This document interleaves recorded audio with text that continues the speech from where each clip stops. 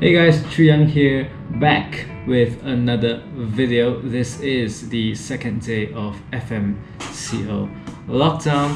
I just had my coffee from the alley Penang, #support local. Today's video topic, I want to talk a little bit about the recon industry. So this has been inspired by some of the people that have messaged me on Instagram and Facebook. They're asking, hey, I'm a first time recon car buyer. I usually buy cars new or I usually buy cars used, but I've never really explored the options in the recon industry. They're just asking me to get a lay of the land, if you will, to get some additional context about how these cars come from, why is there a recon industry, and what benefits does it bring them. I will first introduce what is the recon industry, or what are the cars available in the recon industry. So if you are a first time recon car buyer, if you're not very familiar with the entire process, you're not very familiar with how these cars come from, etc., this video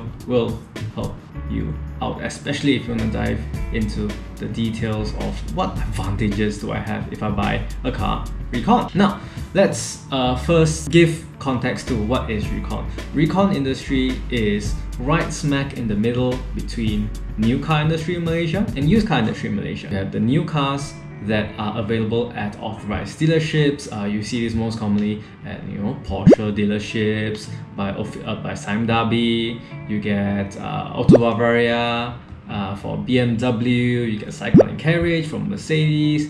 You get Western Circle for Volvo, etc. That is the new car segment. In the used car segment, well, it's pretty much used cars taken up by either official dealerships, which sell them as approved cars, or they have different names for it. So Mercedes will call it Mercedes Proof, and BMW will call it their BMW Premium Selection, and Volvo will call it their Volvo Select with a K instead of a C, right? So these are the used cars available at authorized dealerships, and of course you also get the plethora of used cars available at any used car dealer, right? So these are cars that are just traded locally. So the recon industry is segmented right in between new cars and used cars. It's in this vast area here, and in terms of quality, it can differ greatly from being an okay car or a great car. So we'll dive into that a little bit later on in the video. So now, lay of the land. Recon is the standard name we use for these cars. You can also call it grey import. I've known people that call it grey import or parallel import as well. So these are other less common names for the recon industry as well. So there's grey import, parallel import, and unregistered. Yes, unregistered. So let's get into this topic. Why is it called unregistered? So essentially, these cars are imported over into Malaysia. They're brought into Malaysia, and because these cars, the chassis number or the VIN number is not registered in the JPJ, Puspakom bank, or the database in Malaysia, it is considered unregistered, right? So that's the technicality that comes with the buying a recon car. It is technically unregistered. So therefore, one of the main advantages is that you get unregistered or new car technicals behind it, meaning your loans can go quite high as per a new car from an official dealership. The loan interest will normally be similar to a new car, barred any in-house financing programs, right? Bar any in-house financing programs, it will be a very similar rate for interest. Okay, so this is one of the main advantages which you can enjoy as a recon car buyer. To really understand where these cars come from, right? They have a few sources, especially the cars available in Malaysia. You get cars imported from the UK, you get cars imported from Japan, you get cars imported from Australia, and recently it's developing as a little trend. You get cars imported from this little island in South Africa. Not too familiar, and I'm not too familiar with the car variants that come from there as well. For UK, the cars that come from the United Kingdom, you get a lot of luxury continental cars. For Japan, you get a lot of MPVs, you get a lot of course, Toyotas, you get a lot of Hondas, etc. And mostly, however, you do see a lot of MPVs, which is the Toyota Alphard and Vellfire. Mostly for Japan, it's mostly these cars. Of course, you get the occasional Lexus and etc. But it don't really make sense. We'll cover that a little bit later. And yeah, to understand this video, you need to think in terms of the context of a luxury continental car, which I'm going to focus primarily. The context will be zoomed into the context of UK luxury continental cars. To understand further, we need to know UK, the car buying culture, the car buying behavior, and the consumers there versus Malaysia, and that will give you an excellent lay of the land as to whether or not these cars, they give you a picture of how to weigh the advantages and disadvantages of UK versus buying local if you're talking about the same car. Buying a car in the UK is relatively cheap. Now, it is expensive still. Luxury cars, how cheap can they be? It is still relatively cheap when compared to Malaysia, right? This is the main point of comparison. We need to compare the car prices there and here. In the UK, for the same exact car prices in the UK will generally be lower for the people that are staying in the UK, they are earning in pounds, they work there, etc. In the local market in the UK, cost of ownership versus cost of vehicle or car price is a little bit reversed from Malaysia. In the UK, cost of buying a car is not a crazy high amount. What is expensive in the UK is the cost of ownership. Now, cost of ownership refers to the financial upkeep required to own a car. Rather than just the purchase, it is the post-purchase, which is the after-sales financial upkeep.